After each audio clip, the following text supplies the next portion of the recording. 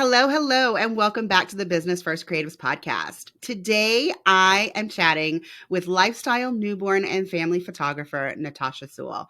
Natasha, welcome to my podcast. How are you this Thanks. morning? I am great, Colie, and I am thrilled to be here. I am super excited to chat with you because I feel like your journey to opening a photography business is very different than the rest of us. So, first of all, let's give the listening audience like an intro, some context. So, early 2022, where was your business located? My business in early 2022 was in North Carolina, Pinehurst, North Mhm. Carolina, which is rural North Carolina, and Washington, D.C. But it was mainly in North Carolina. Yeah. So you were pretty much your business was located in North Carolina. You were taking sessions in Washington D.C. because that's where your husband was based. You were basically bouncing between two states. And then you came to me and you were like, Colie, I'm interested in changing my systems to Dubsado. And in between you hiring me and us actually doing your system setup, you made a full move to Washington, D.C. So how's that been for you? That has been amazing and was the right decision. It is very challenging to run a business as a single entrepreneur. Mhm. So I have no employees, no nothing in two different locations that are as different as Washington, D.C. and rural North Carolina. I mean, and yeah, so you located, you relocated, you changed your systems. Did you do any other major changes in your life or in your business in 2022? So we did a major renovation. Mhm. You can see my kitchen behind me. This is the best light in my teeny tiny apartment. And so we did a major renovation. That was on the personal side. On the business side, I actually just hired a copywriter to revamp my website because my clientele is a little different in those Mhm. two locations. And I tried to change it myself, and I think I'm missing the mark slightly. So I decided to invest in a copywriter. Well, that's amazing. So, in the last year, you have moved locations, changed from 17 Hats to Dubsado, and now you are hiring a copywriter to do a website rebrand. I mean, the other major thing, Natasha, is you did turn 50. Let's just say, Oh, I welcome to did. 50. And I mean, I talk about how old I am all the time. I feel like my photography business is winding down, but I feel like yours is just really getting momentum. So, what did you go to college for, and what did you do before you became a photographer? So I studied elementary education Mhm. at Miami University in Ohio. I taught first grade. I loved it. It's a really fun age to teach. And then got married while I was teaching and got pregnant like immediately. And so my husband at the time was in medical school, and we were very fortunate because he was active duty military. So he was being paid in medical school, which is not always the case. Not common. And no, not common. And so I was afforded the luxury of staying home with my kids. We had kids, boom, boom, boom. And yeah, so I was a stay at home mom for many, many years. Yeah. And so when did you open your photography business?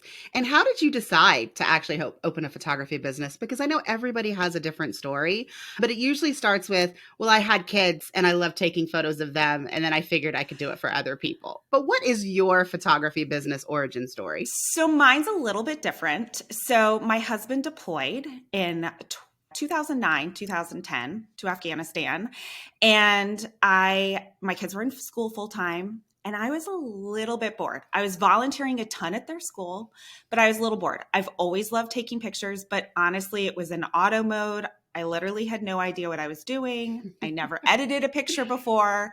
So I took some online classes, and by the time my husband got back, I was buying a lot of equipment that was expensive. And so he's like, yeah, I think maybe you need to evaluate this hobby. So that kind of pushed me to open a business. I also was doing tons of sessions for friends, or, taking their holiday card picture and all that stuff, and wanted to give it a shot.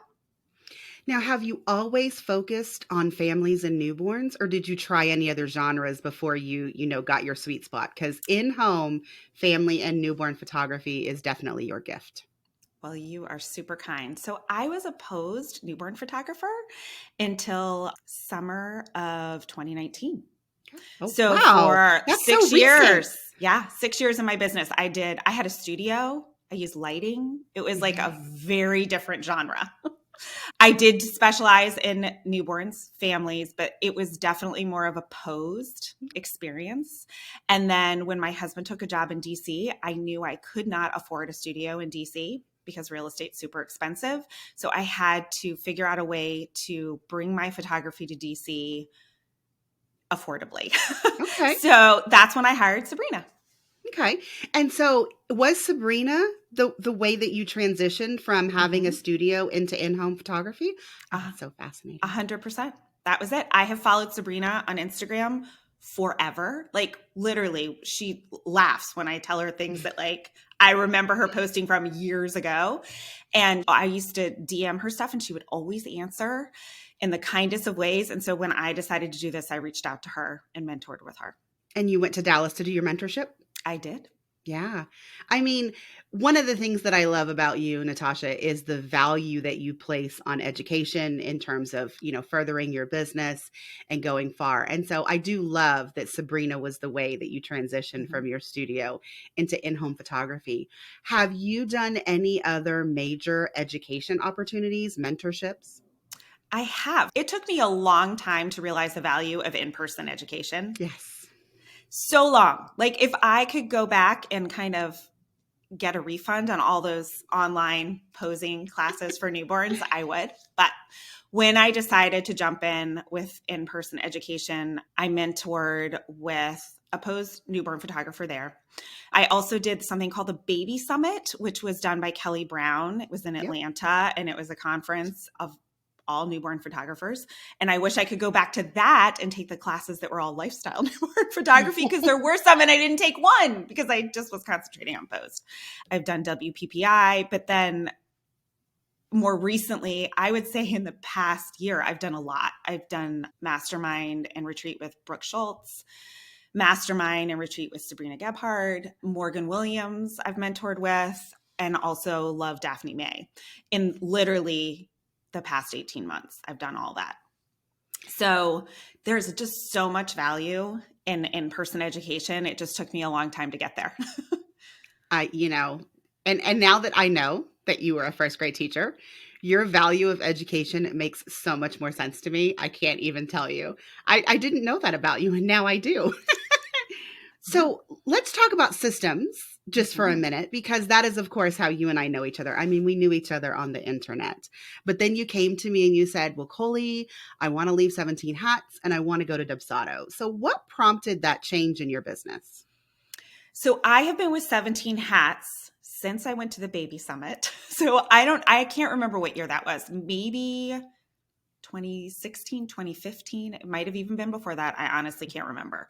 But I was very fortunate in that I know someone who works for 17 hats. And so I got assistance setting that up, complimentary assistance setting that up, which I was Awesome. very fortunate in. But because I did that, I did not learn the system fully. And so I was sort of winging it, as Mhm. you maybe know from going in my back end of 17 hats. Maybe a little Um, bit. yeah. And then because I was making a move and because I just needed like a redo, I Mhm. thought jumping systems was honestly the best answer for me. Like, I didn't want to go into 70 hats and basically delete everything and start from scratch, but I also knew I needed something else. And to be honest, the proposals are what sold me on Dubsado. They are just so beautiful. What you put together for me is so gorgeous. Clients comment on it all the time. And so that was honestly what really sold me on it. And you, of course. Well, thank you. I mean, I say often, like, the actual automations available in 17 hats are really not bad. No. The fact that 17 hats will let you import all of your bank transactions and basically use it like QuickBooks makes it, a top tier product for solopreneurs. But where I always break it down, particularly for us visual artists, is if you are a visual artist, Dubsado is probably the best choice for you because of all of the branding opportunities so that you can deliver a proposal that feels very on brand and aligned with the rest of the service that you're providing. I mean, because as photographers, as you just said, you're investing in a copywriter to give that website an upgrade. But I think every single photographer that you and I know puts a lot of effort into the images that they choose for their website, the layout, how it leads them.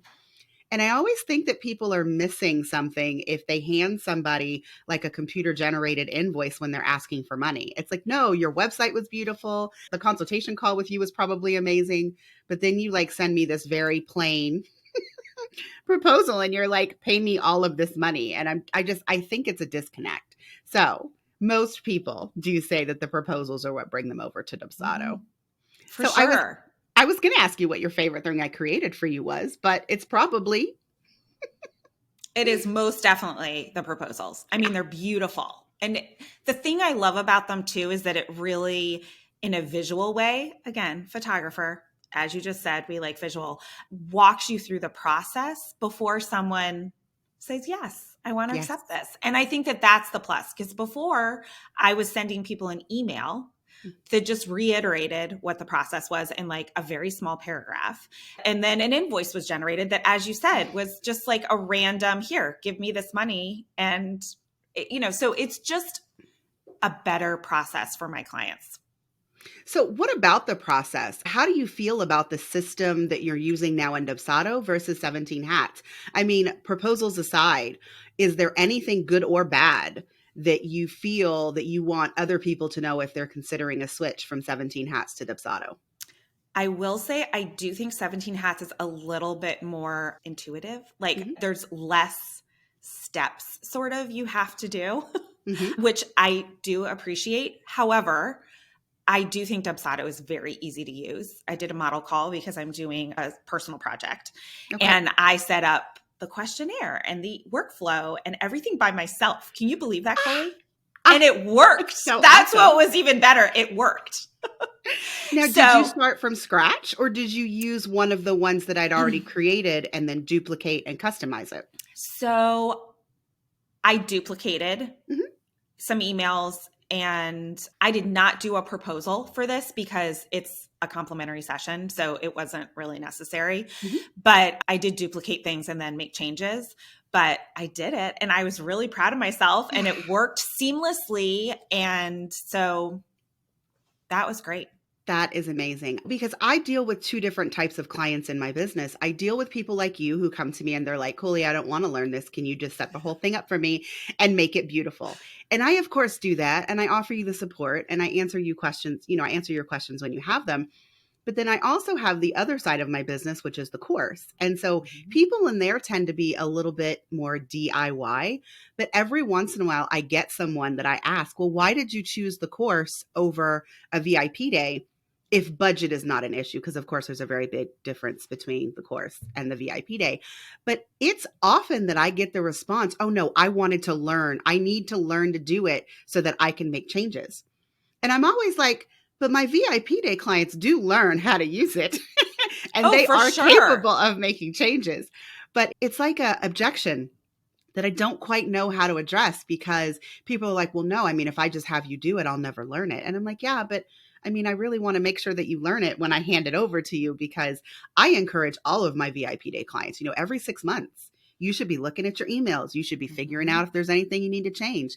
If you have new offers like Natasha did with the model call, you should totally be able to set up the new workflow and the new forms without coming to me for additional support. So I love that you were able to do that, Natasha. No, I did it. And I will say it was easier to do that than in 17 Hats. 17 Hats does not let you delete things very easily. And so that's why my account was just so insane because I had like emails from like years ago I was sending. Like it was just, anyway. So I will say in Dubsado, it's a lot easier to do that. When you change something, they let you delete it, which I appreciate. And like that does make it, because it just is less overwhelming when you go into it. I agree. Sometimes I go into people's accounts and I'm like, you have 33 proposals. Why do you have 33 proposals? And occasionally, and I mean, tip for the listening audience, sometimes people don't know that when they're hitting save and copy, that it's actually saving a brand new copy every single time. And so I've had actually multiple people that I've gone into their accounts and I'm like, I just looked at 10 proposals and I can't tell what the difference is. Why are there 10 copies of this? And they're like, oh, well, I just needed to do this one thing. And like, I don't know. It just kept on making copies. And I'm like, you just hit save. Save. Not save and copy. Save. So, I mean, that is one of the things that I do when I go into someone's account, and it's overwhelming. It's overwhelming with the number of duplicate and, templates and all of the things in the account. So I really do like streamline things, as you know, and I know that you love streamline things. No, it's very easy, and I do not have 33 proposals. You'll be glad to know. So, I mean, you've already admitted that you're mostly a solopreneur. Is there anything in your business that you outsource? So I did hire an SEO expert when I added DC as a location, and then also she revamped stuff when I fully got rid of North Carolina. That was some of the best money I've ever spent. Awesome. Most of my inquiries right now are from Google. So that means I don't know where I'm showing up. I kind of don't want to know, so I haven't looked. But I obviously am in a good position because I am getting Google inquiries. So that was great money spent. But no, I know Sabrina's on me to send out my editing. But to be honest, I'm in a different stage in life. I don't have kids at home. My kids are grown. So I have the time to edit and I like editing. So I onboarded, but I never followed through. I mean, I'm going to say, I don't think everyone needs to outsource everything. I mean, I know that you guys all hear me on the podcast, outsource, outsource, outsource, but it really is about the season in your life. And you are definitely in a different season than the rest of us that have, I mean, mine's 12. She's not so tiny anymore, but particularly for photographers that have tiny children around, I mean, every minute that you spend editing is probably a minute that you could spend with your children. So unless you really enjoy editing, that is usually the low-hanging fruit where, people like Sabrina and I suggest that photographers get time back in their business. But I will say, Natasha, even though you say that, you're not outsourcing your editing, you outsource the big projects. You know your limits. So you hired me to do systems. You hired someone to do your SEO. You just hired someone for your copywriting. I was surprised that you did your own website, but I was like, you go, girl. I did. Now, I did use a template, and my SEO person, Stephanie Morris, did tweak some things on my website. Okay. I won't lie. Thinking of all of the changes that you made in your business in 2022, what does 2023 look like for you? Where are you going to be focusing your efforts in your business in 2023? So I am working on a personal project that I actually started last year, but it sort of failed to launch because my execution wasn't exactly where I wanted it to be. So I've reevaluated that project, and that is actually going to be a big focus of the beginning of the year, is my motherhood project on calm and chaos. And so I love that. Okay. It just feels my soul. So motherhood to me is, I grew up with a sister. This is very stereotypical, but I grew up with a sister. We were very calm. Like my mom had it a little bit easy, my mommy and dad, but I raised 3 boys and my house was chaos, like all the time. So those are the 2 sides of motherhood to me. So I'm doing this project to capture the calm and the chaos, hopefully in 2 frames I have 9 models, families set up, moms and kids. So that is going to be my focus at the beginning of the year, but really just expanding my DC business and really focusing in on what gives me joy and not saying, it's hard to move your business and not say yes to every project that comes your way. And I have been very intentional about not saying yes to everything. I have actually sent out a lot of no's. Good job. So building the business that just makes me happy. So let's just tap into that one more time, because I do feel like, lots of people, there is a lot of anxiety around moving your business. And I think I've been fortunate, like the year that I should say my pre-business year. So the year that I shot everyone for free to build my portfolio was here in Colorado, but I specifically did not start a business while I was doing that portfolio building because I didn't think we'd stay here. Like James was on the back end of a postdoc. I was just literally waiting to see where he was going to get a job so that I could then, open a business there. And so I remember the day that he came home and he's like, I got the job. And I was like, okay, Colorado Department of State, fill out my business license, enter. I was like, October 27th, 2012 is when I became a legal business in Colorado. But what tips do you have for people who are considering a big move? Because your move was quite different. Rural North Carolina to like Metro DC. But do you have any tips for people who are contemplating a move of their business? Yes, there are a couple things I did. First of all, the DC photography community is amazing. Awesome. They are so supportive. I would send in Instagram DMs questions to people because let's be honest, the DC government is a mess. So it's a little confusing. And I have an accountant and I hired an attorney to move my LLC, like all of that stuff, all the businessy stuff, but there's still questions that come up. So I reached out to people in the community. Everyone was so welcoming and so wonderful. So I highly recommend doing that. And then honestly, hiring the SEO person was huge for my business. You can do it yourself. Absolutely. Mm-hmm. And I had been somewhat, like I had been blogging for DC pretty much 9 months before I moved, but putting some money in SEO is a big deal. Okay. It just is. So that would be the two biggest things I would recommend. Those are great. I think those are awesome. I think I should reach out to Stephanie to come onto the podcast. Stephanie's amazing. You know how much I value SEO. It's funny. I've never talked about this on my own podcast, except for when I had Sally on here. But from day one, I put a lot of emphasis into Google. I would say in my first 3 years of business, 90% of my inquiries came from Google because I didn't know anybody here, at least no one that was willing to pay my prices when I opened my business. So I solely relied on Google. And then it was about year 3 where I started to get the referrals from the current clients. And then the current clients were like rebooking because they were pregnant again. And so it was pretty much a snowball from there. But I spent so much time and energy on blogging and, adding all of the images to the websites and making sure that they had alt tags and doing all of the things so that I could get my page ranked as high as possible. And I do love that for people who are not really into learning all of those ins and outs, that there are professionals that you can outsource that to. Absolutely. And there are SEO courses too. Certainly people could take a course probably and figure it out themselves, but like I don't touch anything on my website that has to do with like a headline, a title, a page name. No, Stephanie basically don't touch it. Like she did it and it works. People question it, but there are a lot of courses out there for SEO. So yeah, people can do it themselves. I took Fuel Your Photos, and I will link that in the show notes. Corey and Dylan are awesome and amazing. Yeah. They have resources, whether you're Squarespace or your Show It or your regular WordPress or any of those things. I did really go through their course when I moved my photography website from Profoto WordPress into Show It. I wanted to make sure that I was maximizing the SEO, that I was doing things properly, that kind of thing. So yeah. Yeah. Good resources out there. Yeah. Well, Natasha, I'm just going to ask you one more question, but I think you said that the SEO was like the best investment that you made in your business to move. What's the best investment that you've made just overall in your business? Education.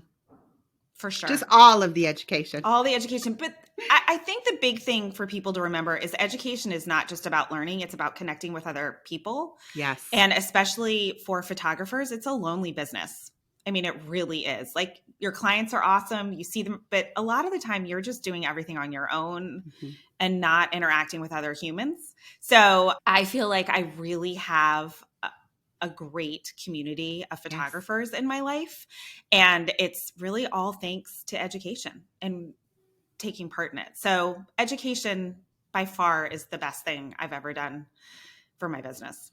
Awesome. And I am so happy to be part of your community. Yes. Well, Natasha, tell the listening audience where they can find you on the internet. Yes. So my website is npsphotography.com, and that is where you can find me on Instagram. I am really bad about Facebook. You can follow me there, but you may never see me there. So NPS Photography. Awesome. Well, Natasha, thanks you so much for coming on the podcast. This was a blast. I love every conversation that I have with you. And while this is going to air after we are together at Photo Native, I can't wait to see you in 3 weeks in Palm Springs. Oh my God, I'm so excited. Cannot wait. All right, guys, that's it for this episode. See you next time.